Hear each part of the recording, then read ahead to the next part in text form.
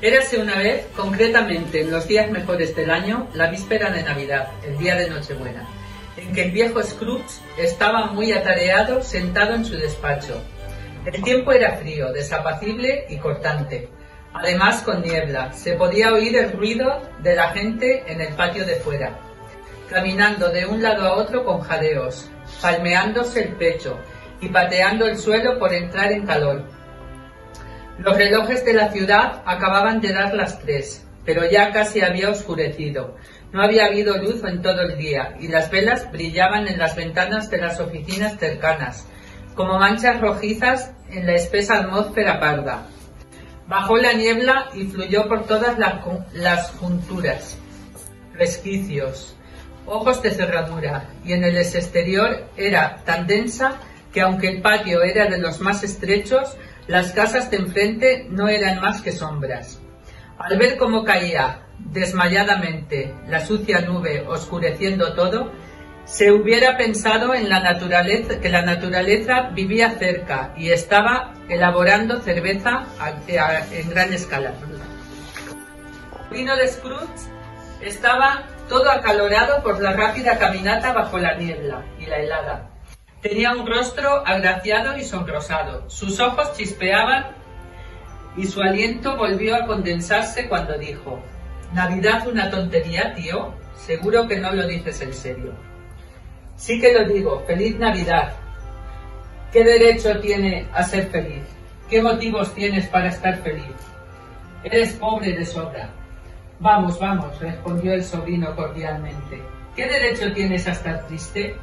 ¿Qué motivos tienes para sentirte desgraciado? Eres rico de sobra». Scrooge no supo repentizar una respuesta mejor y dijo otra vez: «Va», y siguió con tonterías. «No te enfades, tío», dijo el sobrino. «¿Cómo no me voy a enfadar?», respondió el tío, «si vivo en un mundo de locos como este».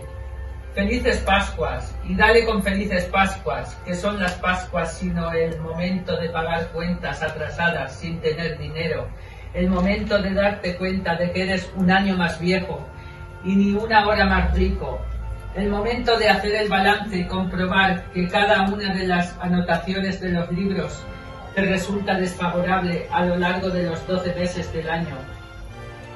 «Si de mí dependiera», dijo Scrooge con indignación, «a todos esos idiotas que van por ahí con las felices Navidades de la boca habría que cocerlos en su propio pudding y enterrarlos con una estaca de acebo clavada en el corazón. Eso es lo que habría que hacer». «Tío», imploró el sobrino.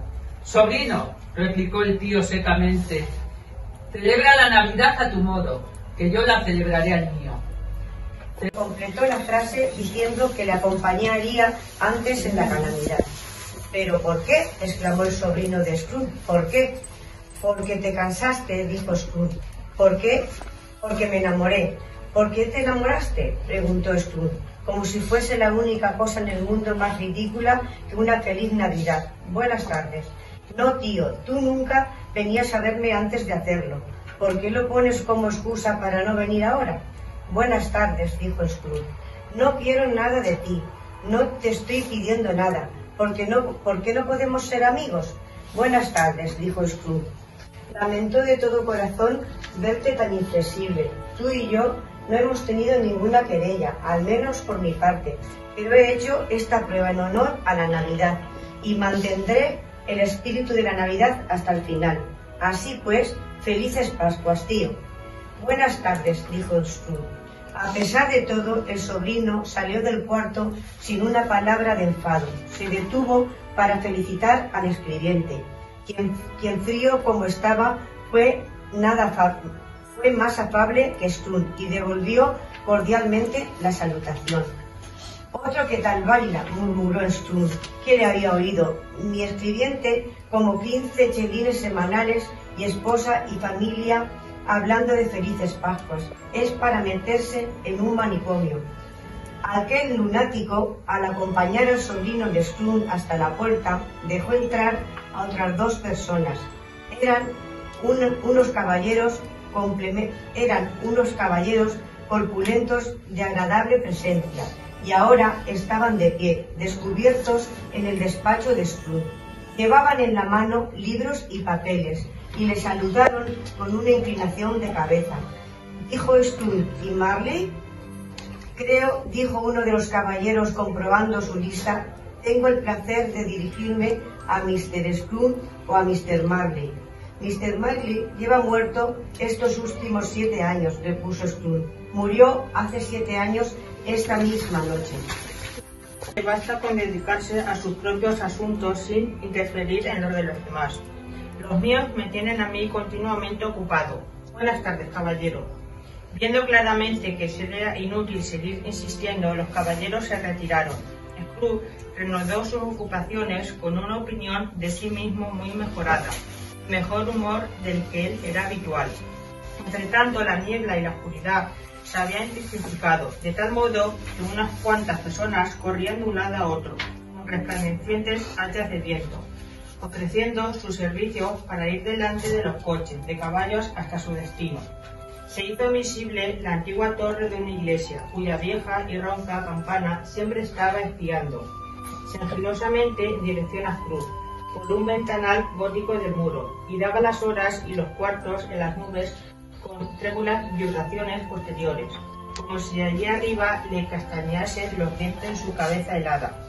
El frío se extremó. En la calle principal, hacia la esquina del patio, unos obreros estaban reparando la conducción del gas, y habían encendido una gran hoguera en un brasero. En torno al fuego se había reunido un grupo de hombres y muchachos andrajosos, que en éxtasis se calentaban las manos y miraban los ojos ante las llamaradas. La llave del agua había quedado abierta y al rebosar se congelaban en rencoroso silencio hasta convertirse en hielo misantrópico. La brillantez de los escaparates donde al calor de las lámparas crujían las ramitas y vallas de acebo, volvía rojizos los pálidos rostros al pasar. Los comercios de pollería y ultramarinos ofrecían una espléndida escena. Resultaba casi imposible creer que allí pintasen algo unos principios tan tediosos como los de la compraventa. El Lord Mayor, en su baluarte de la magnífica Mansion House, daba órdenes a sus 50 mayordomos y cocineros para celebrar las Navidades como correspondía a la casa de un Lord Mayor, y hasta el sastrecillo, a quien él había multado con 5 chelines el lunes pasado por andar borracho y pendenciero por las calles. Estaba en su guardilla revolviendo la masa del pudding del día siguiente, mientras su flaca esposa y el bebé habían salido a comprar carne de ternera. Todavía más niebla y más frío, un frío punzante, penetrante, mordiente. En el buen San Dustán, en vez de utilizar sus armas habituales, hubiera pinzado la nariz del espíritu maligno, con solo un toque de semejante clima. Seguro que éste había proferido los mejores propósitos. El poseedor de una joven y escasa nariz, roída y magullada por el hambriento frío como un hueso roído por los perros, se encorvó ante el ojo de la cerradura de Scrooge para deleitarle con un villancico. Pero los primeros son... que ya es decir, la corporación municipal, los concejales electos y los miembros de la Cámara de Gremios. Ténganse también en cuenta que Scrooge no había dedicado un solo pensamiento a Marley, desde que había mencionado aquella tarde el fallecimiento de su socio 7 años atrás. Y entonces, que alguien me explique, si es que puede, cómo ocurrió que al meter la llave en la cerradura de la puerta y sin que se dieran un proceso intermedio de cambio, Scrooge no vio a un aldabón, sino el rostro de Marley en el aldabón. El rostro de Marley no era una sombra impenetrable como los demás objetos del patio, sino que tenía una luz mortecina a su alrededor, como una langosta podrida en una despensa oscura.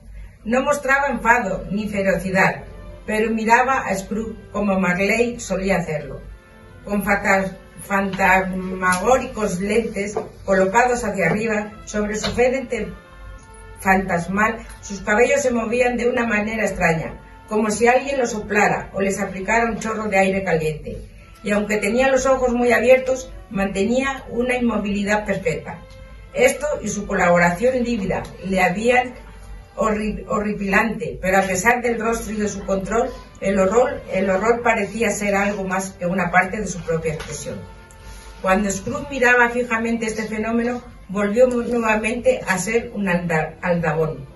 No sería cierto afirmar que no estaba sobresaltado, o que sus venas no notaban una sensación terrible, que no había vuelto a experimentar desde su infancia.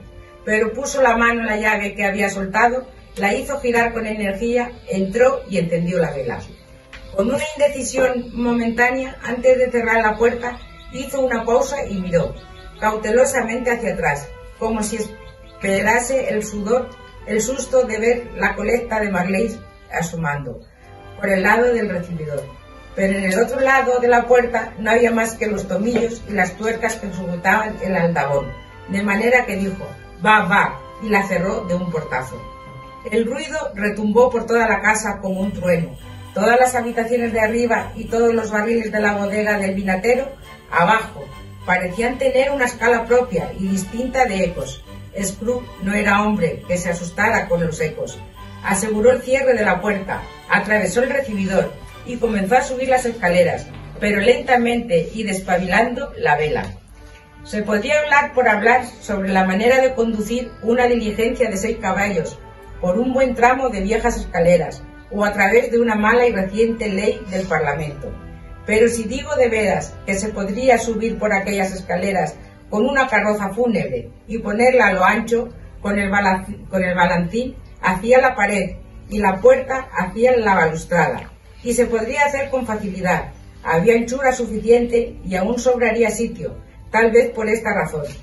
Scrooge pensó que veía moverse delante de él, en la penumbra, un coche de pompas fúnebres, media docena de lámparas de gas. El alumbrado público no hubieran sido excesivas para iluminar la entrada de la casa, de manera que se puede imaginar la oscuridad que había con la vela del cebo del Scrooge. La habitación ante sus ojos. Cuando estaba entrando, las mortecinas llamas saltaron como si exclamasen: «Le conocemos, es el fantasma de Marley», y volvieron a decaer. El mismo rostro, el mismísimo Marley como siempre, con su coleta, chaleco, calzas y botas. Las borlas de las botas tiesas y erectas, al igual que la coleta, los faldones de la levita y los caballos. La cadena que arrastraba la ceñía por medio cuerpo. Era larga y se le enroscaba como una cola. Estaba hecha, Scrooge la observó atentamente, con arquillas para dinero, llaves, candados, libros de contabilidad, escrituras de compraventa y pesadas talegas de acero. Su cuerpo era tan transparente que al observarlo y mirar a través de su chaleco, Scrooge podía ver los 2 botones de la espalda de la levita. Scrooge había oído decir frecuentemente que Marley no tenía entrañas, pero que nunca se lo había creído hasta ahora. No, ni siquiera ahora se lo creía, aunque miraba al fantasma de arriba abajo y la veía de pie ante él, aunque percibía el escalofriante influjo de sus ojos, mortalmente fríos, aunque observó incluso la textura del paño doblado que le marcaba la cara, desde la barbilla hasta la cabeza, envoltura que no había notado antes. Aún seguía incrédulo y luchaba contra sus propios sentidos. «¿Qué significa esto?», dijo Scrooge, cáustico y frío como nunca. «¿Qué se le ha perdido aquí?». «Mucho», era la voz de Marley, sin la menor duda. «¿Quién eres tú?». «Pregúntame quién fui». «Pues, ¿quién fuiste?», dijo Scrooge alzando la voz. «Eres puntilloso como sombra». Iba a decir para ser unas sombras, pero le pareció más apropiado lo otro. «En vida yo fui tu socio, Jacob Marley». ¿Puedes sentarte?», preguntó Scrooge, mirándole dubitativamente. «Sí puedo». «Entonces hazlo». Scrooge había formulado la pregunta porque no sabía si un fantasma tan transparente podía estar en condiciones de tomar asiento. Presentía que, en caso de que le resultaba imposible, tal vez se haría necesaria una explicación embarazosa. Pero el fantasma se sentó al otro lado de la chimenea como si estuviera acostumbrado. «Tú no crees en mí», observó el fantasma. «No, yo no», dijo Scrooge. ¿Qué otra demostración quieres de mi existencia, además de la de tus sentidos? No lo sé, dijo Scrooge. ¿Por qué dudas de tus sentidos? Porque, dijo Scrooge, cualquier cosa les afecta. Un ligero desarreglo intestinal les hace tramposos. Puede que tú seas un trocito de carne indigestada, o un chorizo de mostaza, una migaja de queso, un fragmento de patata medio cruda. Hay en ti más salsa de carne que carne de tumba, seas quien seas. Su gran sorpresa, la campana mayor pasó de las 6 a las 7, de las 7 a las 8, y así sucesivamente hasta las 12. Luego dejó de sonar. Las 12, cuando se acostó, eran más de las 2. El reloj no funcionaba bien. Tal vez se le había incrustado un carámbano en la maquinaria. Las 12. Apretó el resorte de su reloj repetidor para comprobar el error del otro reloj enloquecido, pero su pequeña pulsación acelerada latió 2 veces y se detuvo. ¿Pero qué está pasando? Es imposible, dijo Scrooge. No es posible que haya estado durmiendo un día completo hasta la noche siguiente, y es imposible que le haya sucedido algo al sol y sean las 12 del mediodía. La idea no dejaba de ser alarmante. Saltó de la cama y se fue acercando a tientas hasta la ventana. Para poder ver algo tuvo que frotar la escarcha con la manga de la bata. Aún así logró ver muy poco. Solo consiguió comprobar que continuaba una niebla y un frío muy intensos, y que no se oía ruido de actividad de la gente alarmada, como se habría escuchado ineludiblemente si la noche hubiese derrotado al claro día, tomando posesión del mundo. Era un gran alivio, porque si no hubiera días que contar, lo de a 3 días estaba esta primera. De cambio, pagaré al señor Ebenezer Scrooge o a su orden, etc. Se habría convertido en papel mojado, como los pagarés de los Estados Unidos. Scrooge se volvió a la cama, pensó y pensó, pero no se le ocurría ninguna explicación. Cuando más pensaba, más perplejo estaba, y cuando más procuraba no pensar, más pensaba en ello. El fantasma de Marley le había trastornado profundamente. Cada vez que tras madura reflexión llegaba a la conclusión de que todo era un sueño. Sus pensamientos, al igual que su fuerte muelle tensado, volvían a la posición inicial, replanteaban el mismo problema. ¿Era o no era un sueño? Scrooge permaneció en tal estado hasta que las campanas dieron otros 3/4 de hora, y entonces súbitamente recordó que el fantasma le había anunciado una aparición cuando la campanada diera la 1. Decidió permanecer alerta hasta que pasara ese tiempo, y considerado que tenía tan posibilidad de dormirse como de ir al cielo. De nada. Había hablado antes de que sonara la campana de las horas que hizo continuación con una profunda y triste, cavernosa y melancólica. Una distante, y la habitación quedó iluminada de luz y corrieron las cortinajes de su cama. Las cortinas de la cama fueron descorridas y le aseguró por una mano no las coronas de la cabecera, ni la de los pies, sino la del lado hacia la mirada. Las cortinas de la cama hundieron descorridas.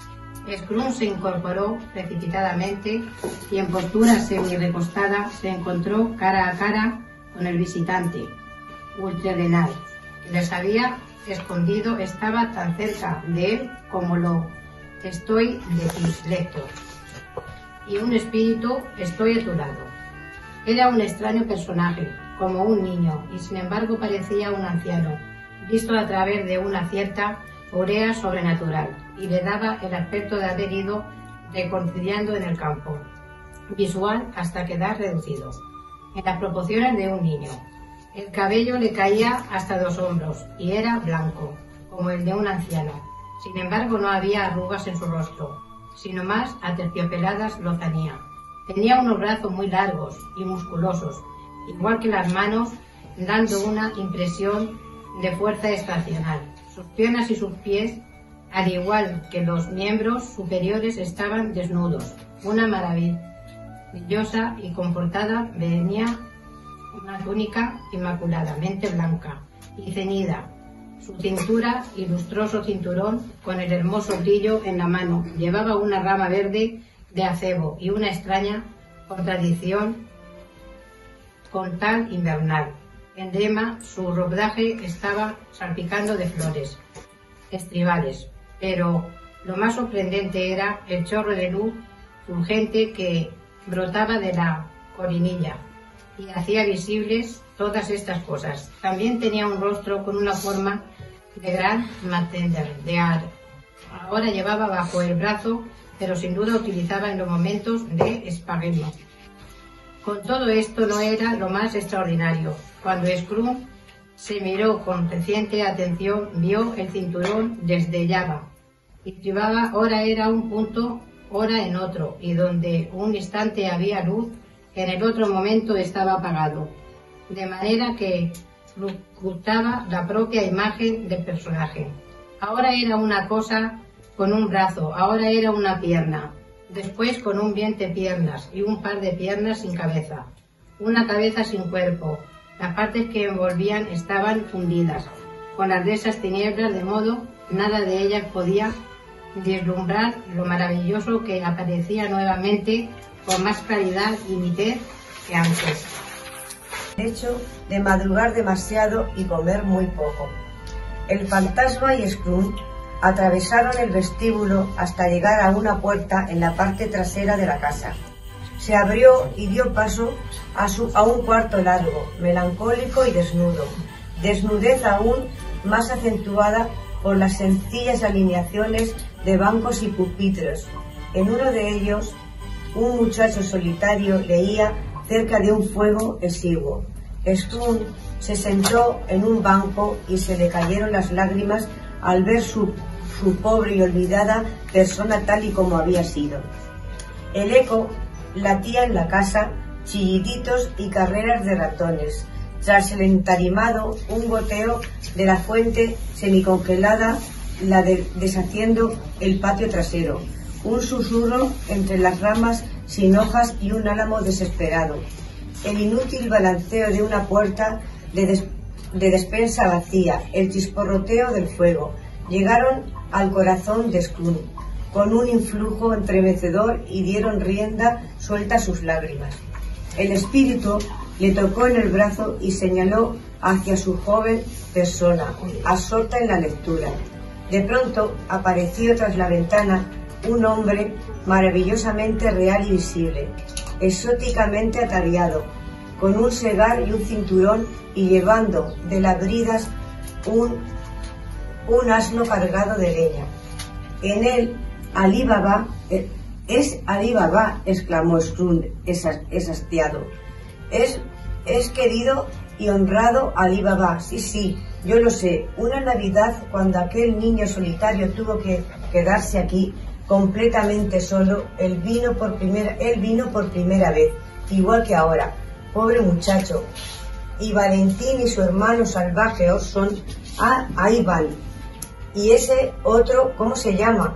Al que pusieron en calzoncillo dormido en la puerta del Damasco, ¿no lo ves? Y el caballero del sultán colocado por los... Una mujer, dijo el espíritu, y tenía 3 hijos. Un hijo, puntualizó el fantasma, su sobrino. Scrooge sintió malestar y contestó solamente sí. Aunque solo hacía un momento que había dejado atrás la escuela, ahora se encontraban en la juiciosa arteria de una ciudad, donde sombras de transeúntes pasaban y volvían a pasar, donde sombras de carruajes y coches luchaban por abrirse paso, y donde se producía todo el tumulto y estrépito de una ciudad real. Por el adorno de las tiendas se notaba claramente que también allí era el tiempo de la Navidad. pero era una tarde y las calles ya estaban alumbradas. El fantasma se detuvo en la puerta de cierto almacén y preguntó a Scrooge si lo conocía. Conocerlo, dijo. ¿Acaso no me pusieron de aprendiz aquí? Ante la visión de un viejo caballero con peluca galesa sentado tras un pupitre tan alto que él hubiese sido 2 pulgadas más alto de su cabeza, había chocado contra el techo.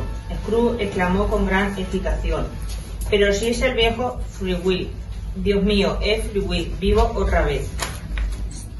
El viejo Freeway posó la pluma y miró el reloj. Con campos de labor a ambos lados. La ciudad se había desvanecido por completo, hasta el último vestigio.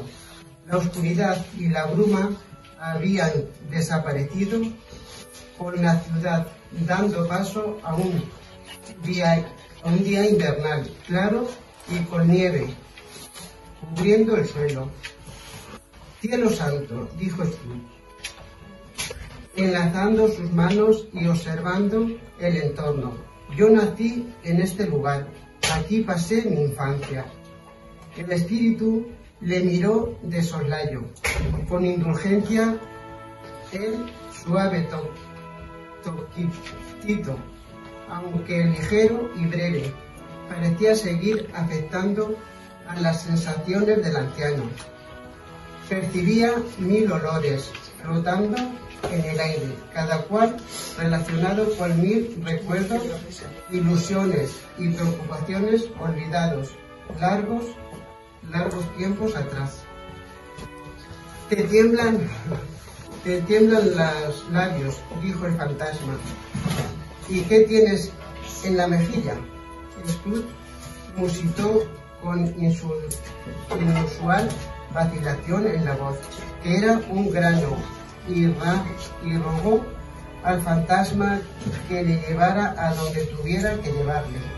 «¿Recuerdas el camino?», interrogó el espíritu. «Que si lo recuerdo», exclamó Scrooge con fervor. «Podría recordarlo a ciegas». «Es raro que te hayas olvidado durante tantos años», observó el fantasma. «Vámonos». Echaron a andar por la carretera. Scrooge iba reconociendo cada portillo, cada poste, cada árbol, hasta que apareció en la lejanía un pueblecito con su puente, iglesia y serpenteante chicos que llevaban a otros chicos subidos en carretas y carros, conducidos por granjeros. Todos manifestaban gran animación y el ancho campo terminó llenándose de una música tan alegre que hasta el aire fresco se reía al escucharla. «Solemnes son las sombras de los que han sido», dijo el fantasma. «No son conscientes de nuestra presencia». La ebullición comitiva se iba acercando. Scrooge sabía los nombres de todos. Cómo disfrutó al verlos. Qué brillo tenían sus fríos ojos y qué palpitaciones en su corazón mientras pasaban. Silenciosamente. Cuando estuvo cerca, Scrooge cayó de rodillas porque hasta el mismo aire en que el espíritu se movía parecía emanar desolación y misterio. Iba envuelto en un ropaje de profunda negrura que le ocultaba la cabeza, el rostro, las formas y solo dejaba a la vista una mano extendida. De no ser por ella, habría sido difícil vislumbrar su figura en la noche y diferenciarle de la oscuridad que le rodeaba. Scrooge notó que era alto y majestuoso y que su presencia misteriosa le llenaba de grave temor. Nada más podía discernir, pues el espíritu ni hablaba ni se movía. «¿Me hallo en presencia del fantasma de la Navidad del futuro?», dijo. El espíritu no respondió, pero señaló hacia adelante con la mano. «Has venido para mostrarme las imágenes de cosas que no han sucedido, pero sucederán más adelante», prosiguió Scrooge. «¿Es así, espíritu?». Los pliegues de la parte superior del ropaje se contrajeron por un instante, como si el espíritu hubiera inclinado la cabeza. Esa fue la única respuesta. Aunque por entonces ya estaba muy habituado a la compañía espectral, Scrooge tenía tanto miedo a la silenciosa figura que sus piernas le temblaban y se dio cuenta de que apenas lograba mantenerse en pie cuando se dispuso a seguirle. El espíritu hizo una pausa como si hubiera observado su condición y le concediera tiempo para recuperarse. Para Scrooge fue peor. Un vago horror le hizo estremecer al saber que unos ojos fantasmales estaban fijamente vaciados en él mientras sus propios ojos forzados allí máximo no podían ver más que una mano espectral y un bulto negro. «Fantasma del futuro», exclamó, «te tengo más miedo a ti que a cualquiera de los espectros que he visto, pero sé que tu intención es hacerme el bien y como tengo la esperanza de vivir para convertirme en una persona muy distinta de la que fui, estoy dispuesto para soportar tu compañía y hacerlo con el corazón agradecido. ¿No vas a hablarme?» No hubo contestación. La mano señalaba hacia adelante. «Dirígeme», dijo Scrooge, «dirígeme. Cae la noche y yo sé que el tiempo apremia. Condúceme, espíritu».